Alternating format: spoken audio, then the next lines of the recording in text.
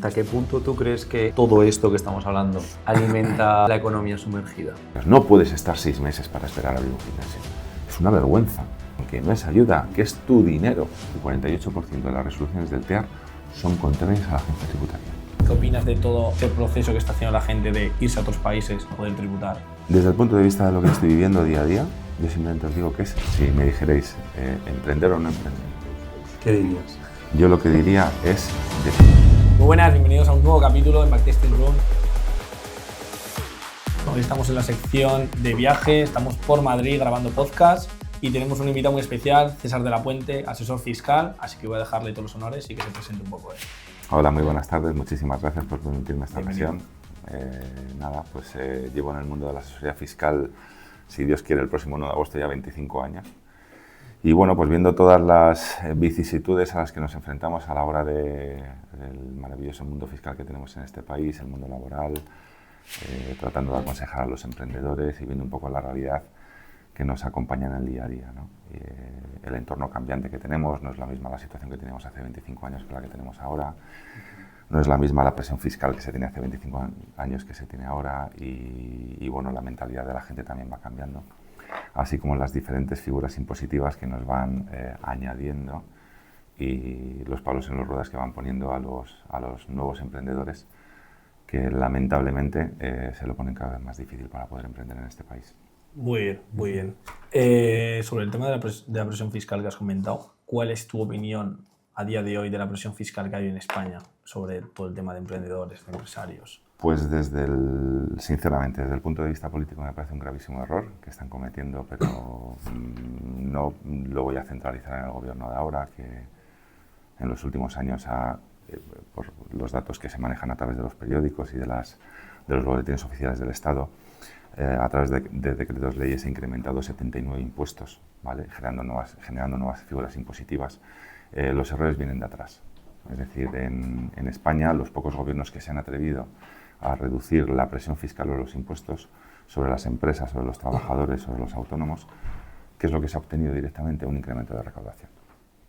¿Qué es lo que está pasando ahora? Exactamente lo contrario. A medida que tú vas aumentando la presión fiscal sobre las empresas, sobre los trabajadores, sobre los autónomos, vas haciendo cada vez que sea más difícil el emprender para aquellos, los pocos, que tienen voluntad emprendedora, pues lo que están haciendo es tratar de buscar una estructura fiscal que adecue un pago de impuestos. Nadie se niega a pagar impuestos, pero lo que quieren es pagar unos impuestos adecuados en función de las rentas o de las ganancias que van a obtener.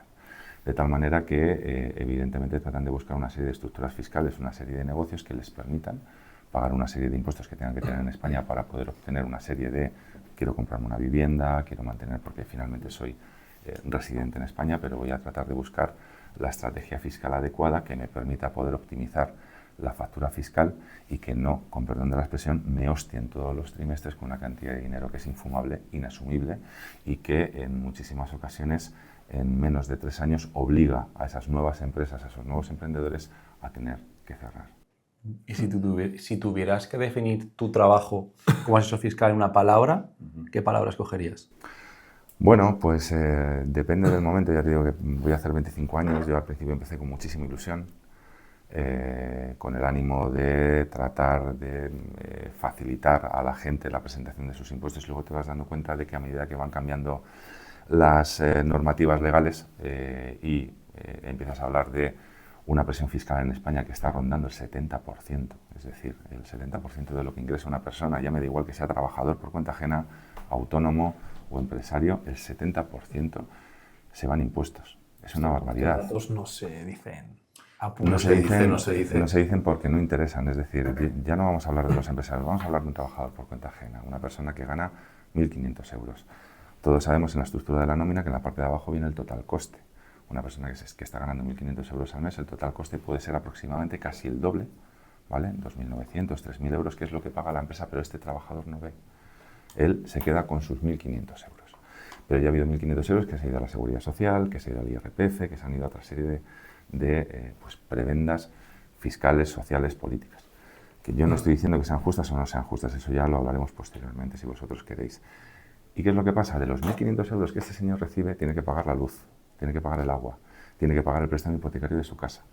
En la luz, en el agua, hay implícitos un IVA del 21, del 10, vas a hacer la cesta de la compra, tienes que pagar unos productos, quieres salir a comer un fin de semana con tu familia, tienes que pagar también un IVA del restaurante. Evidentemente, todos esos impuestos indirectos que tú también estás abonando es carga fiscal que tú estás soportando vía el salario que te está llegando. Y al final, cuando tú analizas el dinero que yo estoy generando en todo un mes, cuánto se me ha ido de impuestos partiendo de la base que ya tienes un 50% que la empresa ha pagado por ti, pero que es tuyo, sumas y estás diciendo qué es lo que me queda a fin de mes para poder vivir, para poder hacer lo que me da la gana. ¿Vale? Cuando hacemos ese análisis nos damos cuenta de que casi 7 euros de cada 10 se están yendo a tratar de mantener una estructura impositiva, una estructura gubernamental, una estructura solidaria, definámoslo como queramos, que efectivamente pues daña y lastra la posibilidad de crecimiento, pero no desde el punto de vista empresarial, no desde el punto de vista emprendedor, desde cualquier punto de vista, desde cualquier punto de vista. Yo lo sé, porque yo con 21 años, ahora tengo 26, con 21 años me monté un gimnasio en mi ciudad, en Zaragoza, y ahí es donde me di cuenta del lastre que lleva una persona que quiere emprender y sobre todo yo como joven en ese sentido, de intentar buscar ayuda de joven emprendedor, todo denegado, no te ayudan con nada y después eso, trimestres pagas IVA por todo, pagas retenciones, pagas todo. Y es estar viviendo con el agua al cuello, aunque te vaya bien, pero hay tanta presión fiscal que yo lo vi que tienes que tener un ingreso tan elevado para poder, por así decirlo, subsistir, que es imposible lo que dices. Yo lo cerré, bueno, no lo cerré, sino lo traspasé al año, pero es que eso, o sea, entre 1 y 3 años la gente es que no aguanta, es imposible aguantar. Estudios recientes, lo que acabas de decir, tú aguantas hace un año, ¿vale? Nuevos emprendedores que definimos como ayuda, porque luego están hablando, por ejemplo, ha salido la nueva ley de las startups, ¿no? En la que dicen que dependiendo del negocio que quieras realizar, te dan una serie de bonificaciones a la cotización, en el impuesto de sociedades, en el tema de la contratación de trabajadores, en que se invierten determinadas personas en el startup, pueden tener una bonificación del 50% con un límite de inversión respecto de estas empresas, etcétera, etcétera. Pero lo lamentable es que hay estudios que nos indican que estos nuevos emprendedores, sean a través de startups, hay algunos que salen muy bien, ¿vale? Pero el 90% de estos autónomos, de estas nuevas empresas, a los 3 años desaparecen. Y el problema no es que solamente desaparezcan, sino que encima generan una serie de deudas que les van a acompañar toda su vida, ¿vale? Y tampoco hay una ley de segunda oportunidad que existe, pero no es efectiva. La ley de la segunda oportunidad a día de hoy, aunque hay sentencias judiciales que la rechazan, o sea, la rechazan o la dignifican, por decirlo de alguna manera, te dice que si tú tienes deudas con Hacienda y con la Seguridad Social te pueden exonerar hasta 5.000 euros por cada una de ellas, máximo 10.000. Los principales acreedores de una empresa cuando se va al garete suelen ser Hacienda, Seguridad Social y trabajadores y bancos, porque es lo que no puedes pagar, es en lo que te has metido, pero tú no has generado el dinero suficiente para poder pagar eso. ¿Dónde está el problema? ¿Dónde yo realizaré el análisis? Pues evidentemente vamos a tratar de realizar una ley de emprendimiento. Primero, trabas burocráticas. Yo os hago una pregunta. Tú acabas de decir que abriste un gimnasio.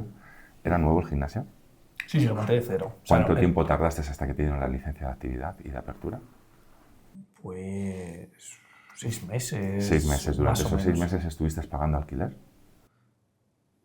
Todos no, pero parte sí. Claro. Porque el dueño del local... Te hizo el favor. Me hizo el favor por ser joven, porque pero me echaba con ilusión, pero realmente... Legalmente él podría haberte cobrado los 6 meses. Exactamente. ¿Qué negocio que no ingresa ni un puñetero duro, ni un puñetero euro, puede permitirse el lujo de pagar un alquiler, sea de 500, 1.000, 2.000 todos los meses, hasta que le dan una primera licencia de actividad, una licencia de apertura? 1.050 tenía yo. ¿Vale? Pues ya vas con 6.300 euros en el trasero y tú no has podido generar ni un solo duro. Y estamos hablando solamente del alquiler. No vamos a hablar de toda la obra que tuviste que hacer para montar el gimnasio. Sí, un local no vamos a hablar de toda la maquinaria que tuviste que comprar para montar el gimnasio. No vamos a hablar de las horas que tuviste que invertir para poder hacer las entrevistas del personal, porque eso no te lo paga nadie, pero lo tienes que reconocer en tu plan de viabilidad. Al final empiezas a sumar y para montar un negocio en este país, ¿qué cantidad de dinero necesitas? Y ya no estamos hablando de la cantidad de dinero, sino me estoy refiriendo a las trabas burocráticas que nos ponen para poder empezar a generar el primer euro que entre por la puerta de mi negocio. Todo eso, cada vez encima, además de no facilitarlo, nos lo complican más. Y al final, cuando te dicen, es que, ¿por qué no hay emprendedores en España? Cojones, porque no lo estás facilitando. Porque es que cada vez me pones más palos en las ruedas.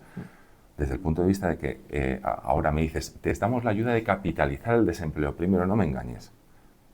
El desempleo es mío. Yo cuando estoy trabajando por cuenta ajena, dentro de las cotizaciones que tanto yo como trabajador como mi empresa, tenemos cotizaciones al Fondo de Garantía Salarial, al desempleo, contingencias comunes, accidentes de trabajo, tal. Entonces tú me estás dando una parte que a mí me corresponde. Es decir, yo puedo emprender y pedirte que me des ese dinero y si no emprendo, yo voy a estar cobrando religiosamente todos los meses ese desempleo. Luego no me estás ayudando en nada. O sea, la ayuda de la capitalización, que no es ayuda, que es tu dinero.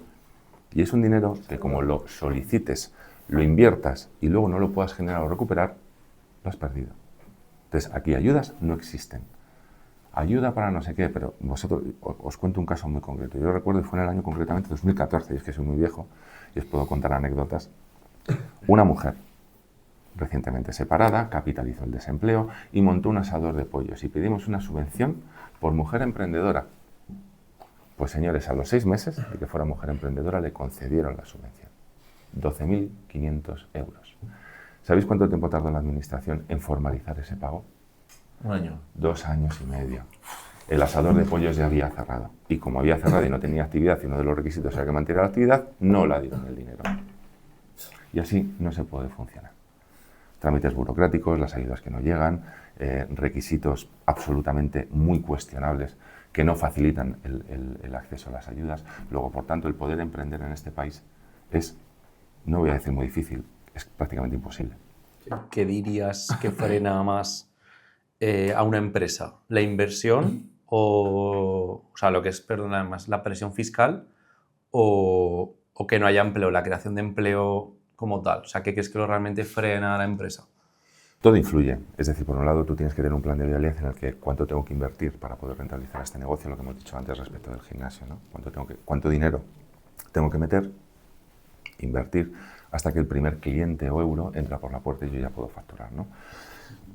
Y poder buscar tu umbral de rentabilidad, entendiendo por umbral de rentabilidad en el momento que tú ya cobres tus costes fijos y el siguiente cliente que te entre te empieza a dejar un pequeño margen de beneficio, que es cuando tú ya empiezas a cobrar. Es decir, cuando tú eres emprendedor, tú no tienes tu salario garantizado.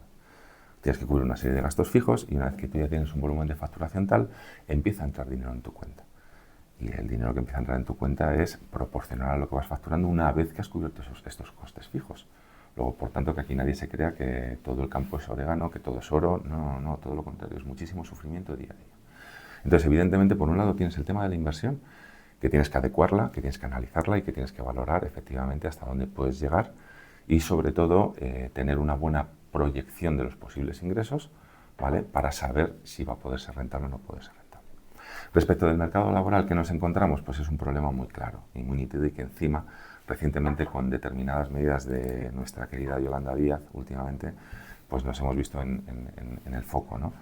Hay una cuestión que llaman flexibilización del mercado de trabajo. ¿Qué es la flexibilización del mercado de trabajo? Eliminar las barreras de entrada y de salida. Me explico. Si tú evidentemente vas a emprender un negocio, tú puedes analizar y decir, es que necesito 3 personas, pero ojo, si cojo 3 personas, tengo que asumir su salario, su seguridad social, sus bajas, sus vacaciones, que si fallece no sé qué persona le tengo que dar 10 días, pero que si le meten en el hospital otros 5 días. Y al final el trabajo se tiene que desarrollar, sea por esa persona o por alguien que la sustituya.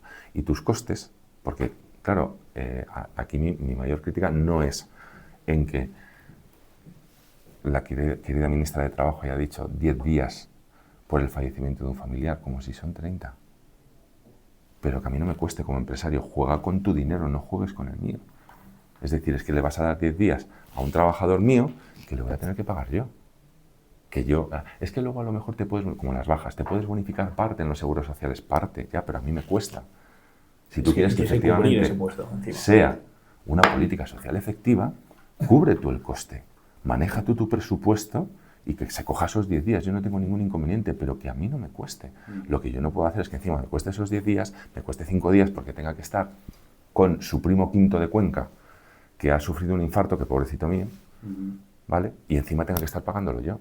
Dame la posibilidad de que a mí no me cueste y que si encima meto a otra persona, yo entiendo que esa persona tiene que cobrar un salario, pero que no me cobre las cotizaciones sociales. Claro. Es que jugar con el dinero de otros es lo mejor que puedes No, hacer. no es muy fácil, claro. ¿Vale? Entonces, evidentemente, al final, tú luego asumes y si metes a una persona te tienes que comer las bajas. Si no te funciona bien, le tienes que hacer un despido, ya sea improcedente, objetivo o lo que sea. Es decir, tienes una serie de barreras de entrada y de salida que dificultan el decir, ahora tú puedes decir, es que joder, tengo capacidad para poder contratar a otra persona.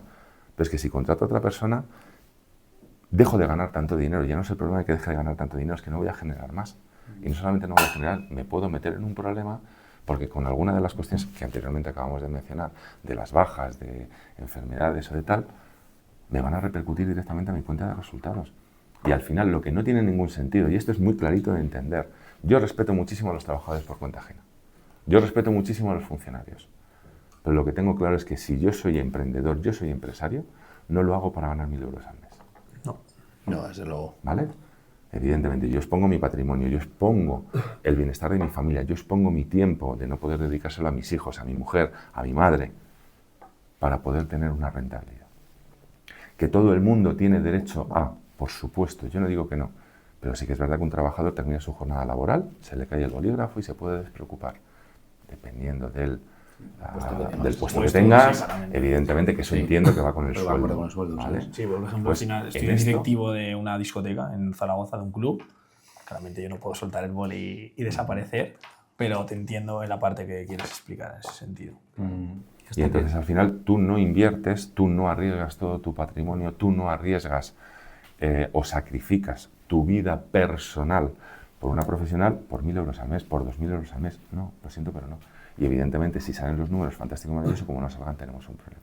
Y si a eso le sumas ya no solamente las barreras de entrada, la inversión, sino que encima a poquito que en este país ganes más de 50.000 euros, ya te estoy hablando como persona física, tienes que pagar un 48% de IRPF, 50.000 euros.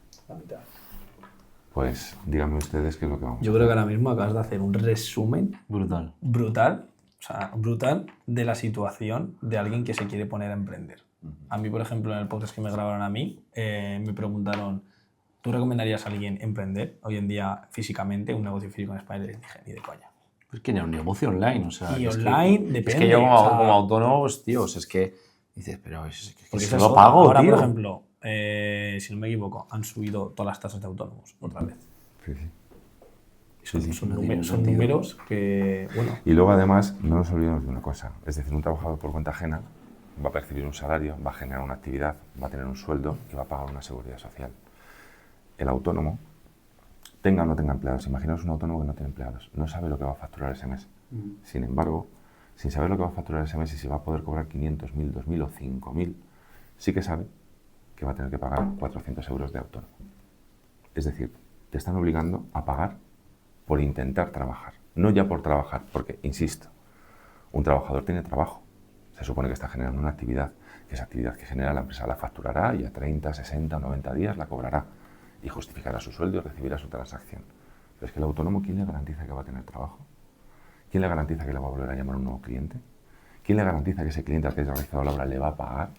Y aún así, tiene que pagar la seguridad social.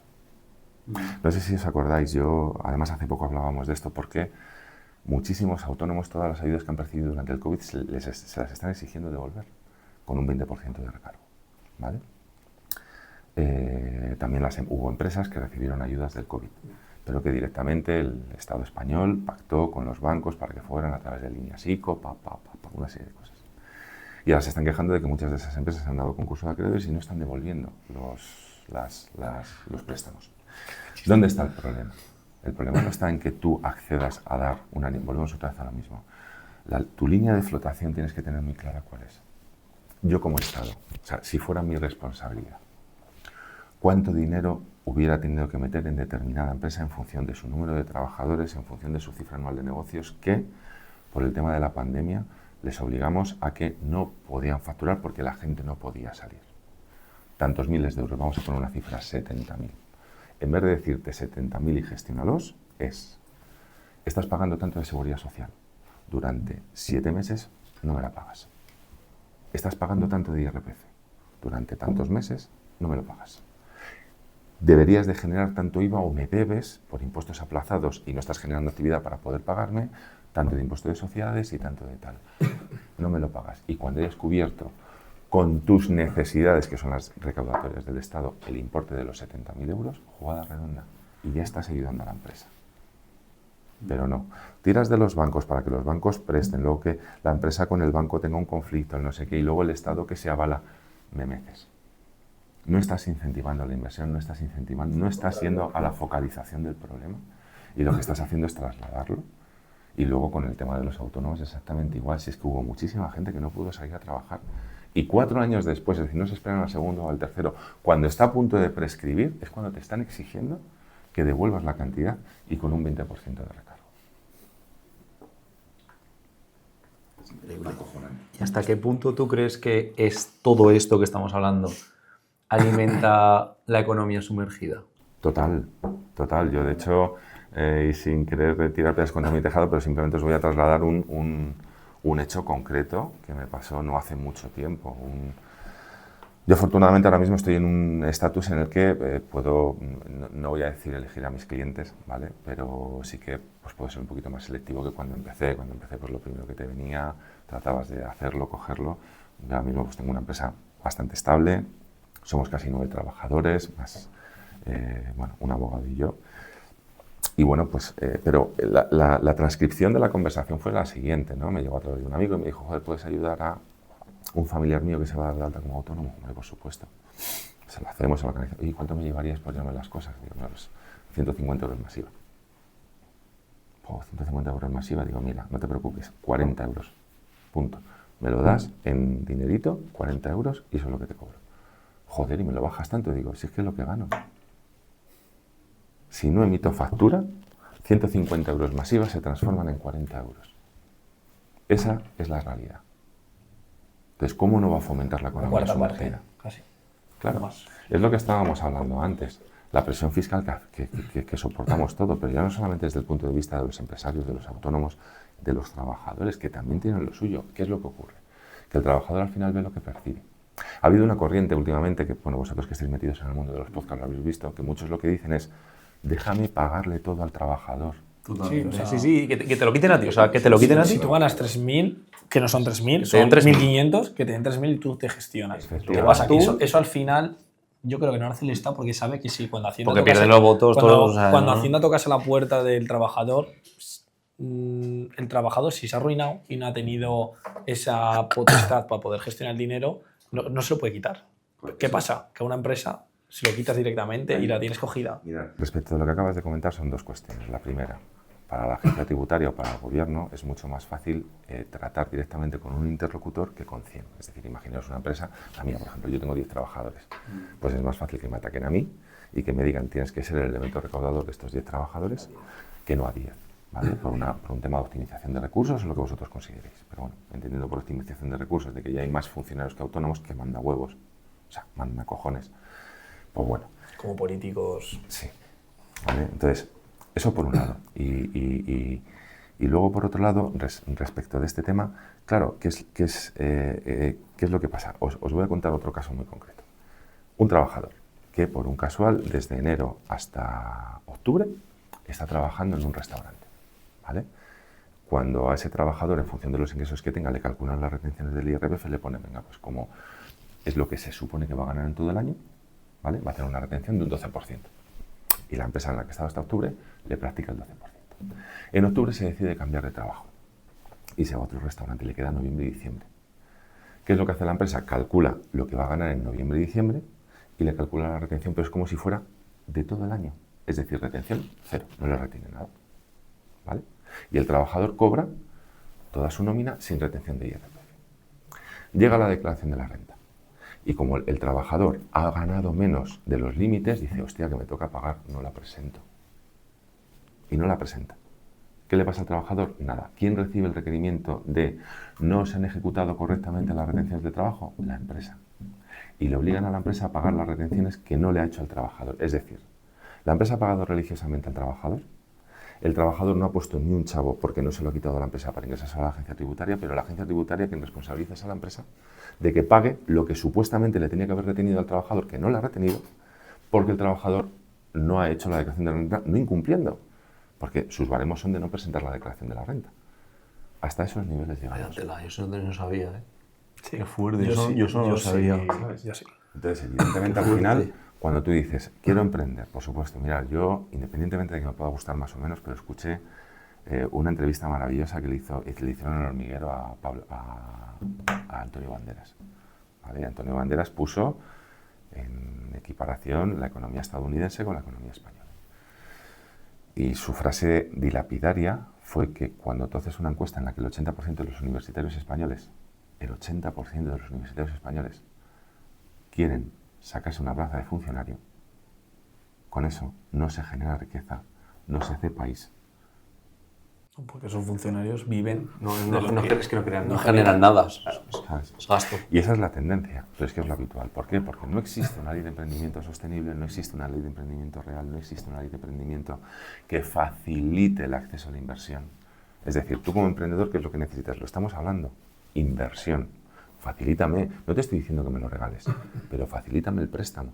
Es que, joder, para poder acceder a un préstamo tienes que avalar tú personalmente, con lo poco o lo mucho que tengas, o te tienen que avalar tus padres, o te tiene que avalar tu pareja. Hostia, facilítame el poder acceder. Ponme los límites que sean, 10.000, 15.000, 20.000, 30.000, en función de un plan de rentabilidad, pero facilítame el acceso a la inversión.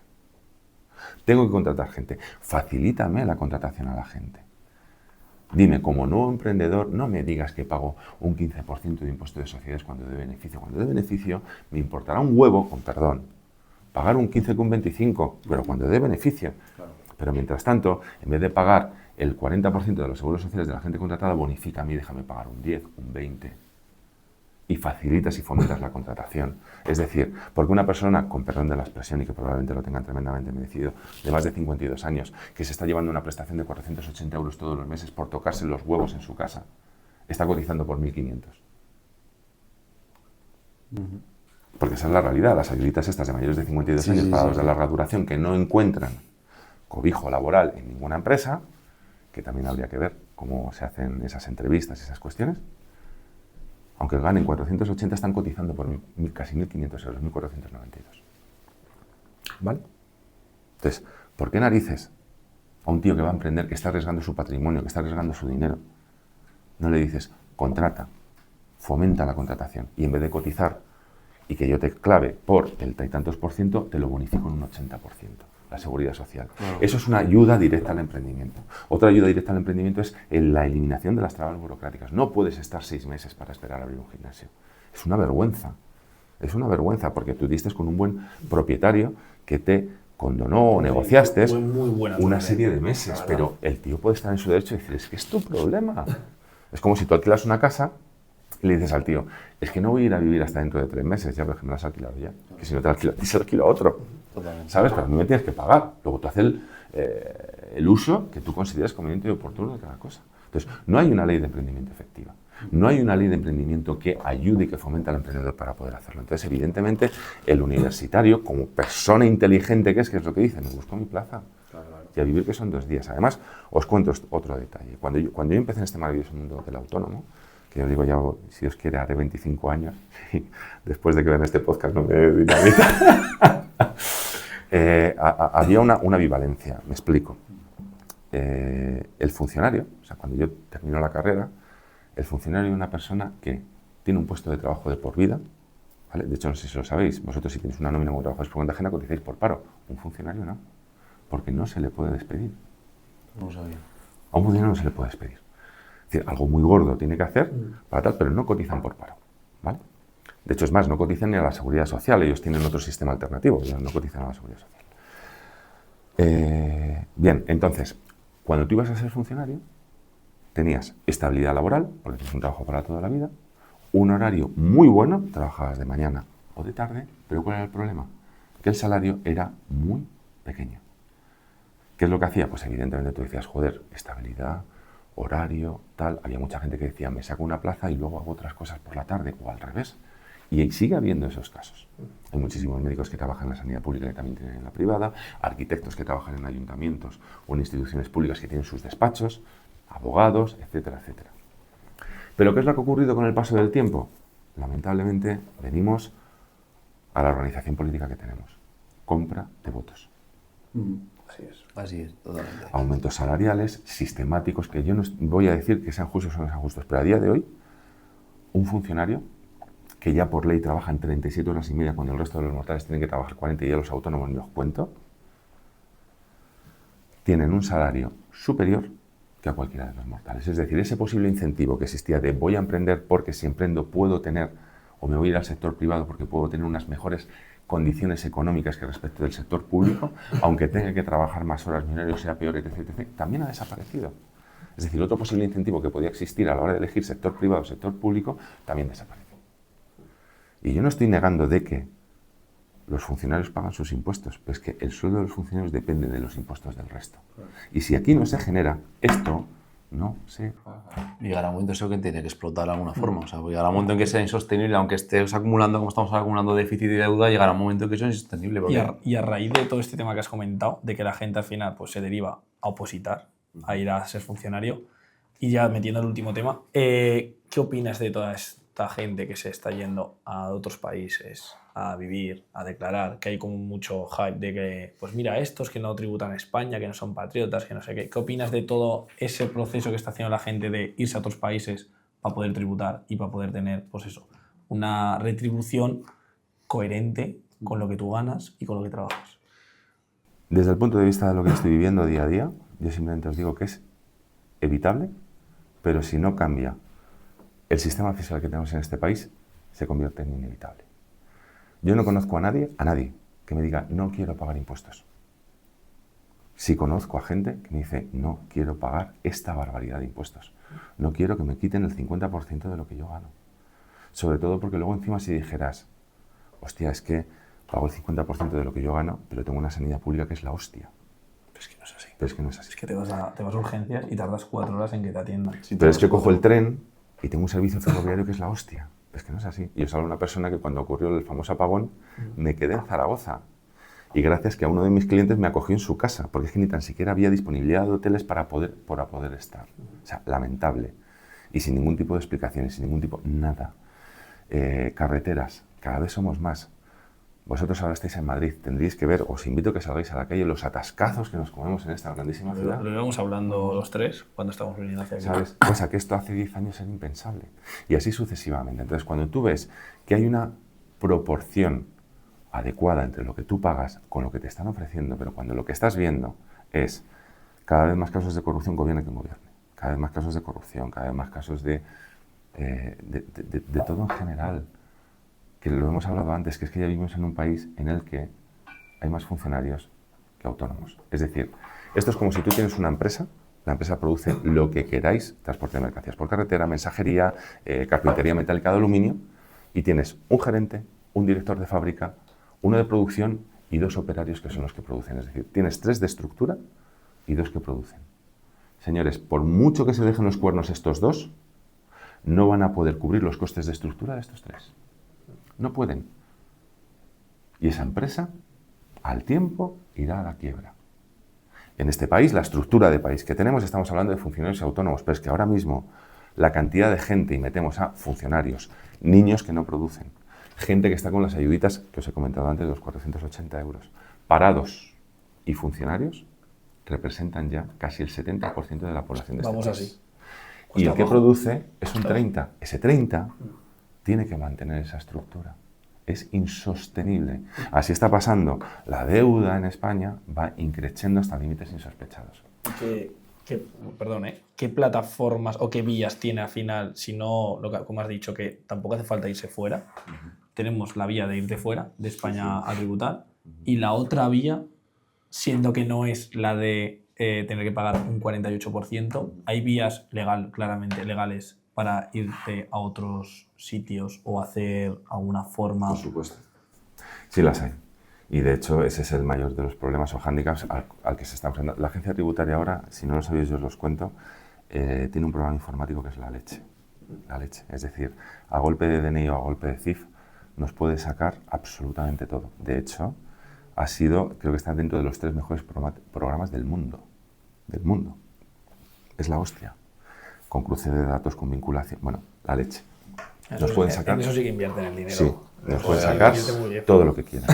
Tenemos otro problema además, es que gracias al señor Montoro, ahora investigado por sus cosas, este señor además fue profe mío de la universidad, Vaya. el Calonazo, ya se le veía que tenía formas, este tío empezó a incentivar a los inspectores. Es decir, yo recuerdo hace años que yo iba a una inspección de Hacienda y evidentemente el inspector de Hacienda tiene que hacer su trabajo, pero no olvidaba una premisa fundamental, que era un felatario público. Y como felatario público tenía que agrupar los intereses del Estado, pero sin menguar los intereses del contribuyente. Hoy, cuando vas a una inspección de Hacienda, te encuentras enfrente a un señor que cerca del 25% o un porcentaje bastante elevado de lo que te saque a ti, se lo va a llevar él. Y no tiene ningún incentivo, ni en beneficiarte, ni en mejorar la situación. ¿Que va a negociar, pero como te pueda meter el rejo, te lo mete. Seguimos. Cuando te hacen una inspección de Hacienda, tienes dos recursos ante la propia agencia tributaria. El tercer recurso es el Tribunal Económico Administrativo, ya sea regional o central, que es un órgano, el primero, que no depende de la agencia tributaria. Como ha salido de la agencia tributaria, los dos primeros que haces en Hacienda siempre te los tumban. Sales al Tribunal Económico Administrativo. Real. Datos reales del Instituto Nacional de Estadística. El 48% de las resoluciones del TEAR son contrarias a la agencia tributaria. Pierde la agencia tributaria. El otro 52% ya se deberían de judicializar. ¿Cuál es el problema? Que si tú judicializas, tienes que pagar abogado, procurador, esperar un procedimiento, porque, ojo, cuando Hacienda determina una resolución, tú ya le tienes que pagar, no te paralizan. O avalas con una casa, con un tal, o a ti ya te pagan. Entonces, claro, más, te cuesta más que pagarlo. Y si ganas encima, tienes que pagar tributación sobre lo que ganas. Correcto. De ese 52% que sale derrotado el contribuyente, estamos en una ilusión. En este momento estamos en una ilusión. No llega ni a un 10% los que lo judicializan. Pues de ese 10% que lo judicializa, el 8,5% gana a la agencia tributaria. Porque el resto que no lo judicializa es porque no puede. Claro. Porque no tiene las herramientas para poder hacerlo. ¿Vale? Entonces estamos ante esa indefensión. Y lo más triste, en el momento que el expediente sale de la agencia tributaria, ¿vale? No importa que luego el TEAR te lo devuelva, no importa que la justicia luego te lo devuelva y te diga no tienes razón, el funcionario que te ha jodido ya ha cobrado su comisión y no la devuelve. ¿Tenemos igualdad de condiciones? Me voy a sentar ante ti, que eres un inspector de Hacienda, y me vas a facilitar las cosas, pero si lo que quieres es ganar pasta, que es lícito, que a mí me pasaría lo mismo, ojo. Yo también quiero ganar pasta y ganármelo para disfrutar con mi familia y con mis hijos. Pero no es justo. Es decir, lo que estamos intentando desde los asesores es decir, oye, vamos a tener igualdad de condiciones, igualdad de criterio. Hasta que no se termine el procedimiento, no se lo liquides. Claro. Porque es que el tío, si no tiene ningún tipo de incentivo, si le digo, es que yo voy a ir hasta el final, te va a decir, hostia, prefiero que sean solamente 2 que no 10. ¿Me explico? Y así sucesivamente. Entonces no tienes. Entonces, y luego, lo que me decías que es muy importante, es que no te dejan otra alternativa. Si quieres vivir, si quieres subsistir, si quieres tener un negocio de nuevas tecnologías, el que sea, hay determinadas estructuras fiscales, tanto a nivel nacional como a nivel no nacional, que te permiten optimizar tu factura fiscal. Y es lo justo. Yo no voy a entrar si es justo o es injusto. Lo que sí que voy a decir es que, en tanto en cuanto, yo hablo afortunadamente con muchísima gente. Tengo clientes además, o he tenido, con unos ingresos importantes, ¿vale? Y si no, ya no voy a hablar de mí, voy a hablar de otros conocidos, por si acaso, jugadores de pádel. Hay jugadores de pádel que por tema de publicidad, tal, pueden llegar a ganar en un año 200, 300 y 400.000 euros. Y tú hablas con ellos y lo que te dicen es que voy a estar ganando esta cantidad de dinero durante 5, 6, 7 años. Durante esos 2, 3, 4, 5, 6, 7 años voy a tener que estar pagando la mitad a Hacienda. Pero ¿y qué va a pasar de mí en el 8º año cuando yo no sea capaz de generar todo este dinero? ¿De qué me voy a mantener? Entonces necesito tratar de quedarme con la mayor cantidad de dinero posible. Claro. Porque mañana no sé qué va a ser de mí, que es que yo he sacrificado mi juventud, no tengo preparación, no tengo formación, no tengo una carrera. No lo equiparemos a los jugadores de fútbol que, salvo que juegues en el Madrid, en el Barça, en otro sitio, que ganas una pasta, tú pregúntale a un jugador del Rayo Vallecano cuánto gana. Y estamos hablando de un equipo de primera división. Y digo, 300, 400, 600.000, 1 millón de euros. Es una pasta. Ojo, que cuando ganas 1 millón de euros se te quedan 500. Que no es tanta pasta. Que intenta comprarte un piso en Madrid. Que estamos hablando de 1 millón y pico para arriba. Y estamos hablando que la vida de un deportista puede ser como mucho 10 años, sin élite, menos. Y si te respetan las lesiones. ¿Y qué es lo que ocurre? Que al final la gente trata de buscar estructuras fiscales que optimicen su factura fiscal por la barbaridad de impuestos que se pagan aquí. Pero insisto en una de las cosas que he dicho al principio del podcast, y es que siempre que ha habido una rebaja fiscal, eso es que ha redundado en un incremento de recaudación. Si ahora mismo los tramos fiscales los redujeran y fuera algo óptimo, toda la gente que está pensando en generar estructuras fiscales fuera del país para optimizar esto, diría, se quedaría. ni de coña, me quedo y lo tributo. Es más, Claro. ahora vi unos datos y ya con esto vamos a entrar en el juego final, porque creo que este podcast va a dar para una segunda versión. segunda parte 100%. 100%. Sí, sí. Salió de como el ranking de millonarios, cómo había bajado. Y en España habían bajado, creo que 500 el número de millonarios en España. Pero tú veías otros países y habían subido exponencialmente, pero una barbaridad. Y en España cada vez se están yendo más la gente con dinero, que es al final la que tributa más, fuera, porque les están pues eso, presionando por todos lados. Y es que luego además, y perdonadme, pero sigo insistiendo, no se puede poner, es decir, ¿quién genera? El autónomo que se levanta todas las mañanas, el empresario. Yo no voy a decir que seamos los mejores del mundo, no, y que evidentemente necesitamos y somos empresarios porque tenemos gente contratada que nos responde y nos responde muy bien. Yo, por ejemplo, estoy encantado con todos los trabajadores que tengo. Tienen un compromiso brutal, pero hacer ese equipo me ha costado años, años. Y es muy difícil. Tú hablas ahora con gente de la hostelería, tienen un problema de personal grandísimo. ¿Pero por qué? Porque al final con el sistema de ayuditas, del paro, del no sé qué, del no sé qué, no encuentran gente cualificada para poder pagarles. No, es que en el negocio de la hostelería, ¿qué va? Yo conozco determinados negocios donde se pagan sueldos muy buenos y no encuentran gente. Ya no vamos a hablar de las barreras, de las no barreras. O sea, tenemos que tratar de generar esas estructuras y luego, sobre todo, por favor, no poner piedras en el camino al que realmente genera. Yo no me voy a meter con la estructura del Estado, que me parece una auténtica barbaridad, pero por favor que faciliten a la gente, al empresario, las contrataciones, que el hecho de tener que contratar a una nueva persona me suponga un problema. Y sobre todo al emprendedor, al que quiere sacar, vamos a facilitar las cosas, vamos a hacer unas opciones financieras factibles. Vamos a hacer unas opciones de contratación factibles y de reducción de costes a la seguridad social. Vamos a hacer unas opciones de licencias o burocracia administrativa factibles que en vez de 6 meses, en menos de un mes pueda estar funcionando. Y vamos a incentivar determinadas cuestiones para que esto pueda ser posible. Porque es que si no generas, tu estructura no la va a pagar nadie. Y vamos a ir a lo que hemos dicho antes de la carpintería de aluminio con 5 trabajadores, 3 de estructura y 2 operarios, que vamos a ir a la ruina todos. Bueno, pues yo creo que la verdad que esto va a dar para un esto da para seguro. Vamos a hacer una parte podríamos estar 2. aquí una hora hablando, ha sido muy interesante. La verdad que yo por mí estaría grabando 1 hora más, pero vamos a pasar ya al juego final. Perfecto. Yo creo que has tenido muchísima razón en todo lo que has dicho. Estoy muy de acuerdo, la verdad. Totalmente de acuerdo. Y yo creo que este podcast, mucha gente que lo vaya a ver, le va a servir muchísimo para que se dé cuenta de a qué nivel estamos en España y a lo que estamos llegando. Yo, si no me permites, para terminar, si me dijerais, ¿emprender o no emprender? ¿Qué dirías? Yo lo que diría es, depende de lo que quieras para tu vida. Soy vale con el juego. Y sobre lo que quieras o dependas para tu vida, hazlo. Si no quieres emprender y quieres ser un funcionario, quieres ser un trabajador por cuenta ajena, es fantástico y maravilloso, es tu decisión. Y si quieres emprender, se tienen mecanismos y herramientas adecuadas para poder fomentar y ayudar. Tristemente esas ayudas y ese fomento no llega desde la administración pública, que es lo que vamos a demandar siempre, pero se puede.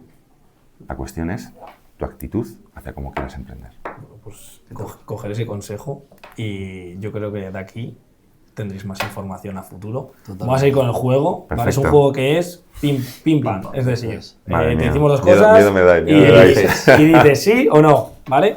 ¿Trabajar con autónomos o trabajar con grandes pymes? Yo diría las 2 cosas, pero me quedaría con grandes pymes. Venga. ¿Un cliente que no entiende nada o uno que te lo discute todo? Uno que me lo discute todo. Genial. ¿Una inspección sorpresa o una llamada a Hacienda en viernes por la tarde? ¡Hostia! Inspección sorpresa. El lunes por la tarde sagrado. Vale. ¿Facturar en España o en Andorra? A ver, el corazón me dice facturar en España, la cabeza me dice facturar en Andorra. Vale, muy bien. ¿Subir impuestos o bajar gasto público? Bajar gasto público. Vale. Y vamos con la última. ¿Pedro Sánchez o el mismísimo Chiquilicuatre como presidente del gobierno? Chiquilicuatre.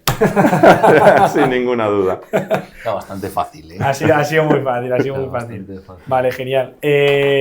de normal les decimos a los invitados que nos digan a alguien que nos recomendarían para venir.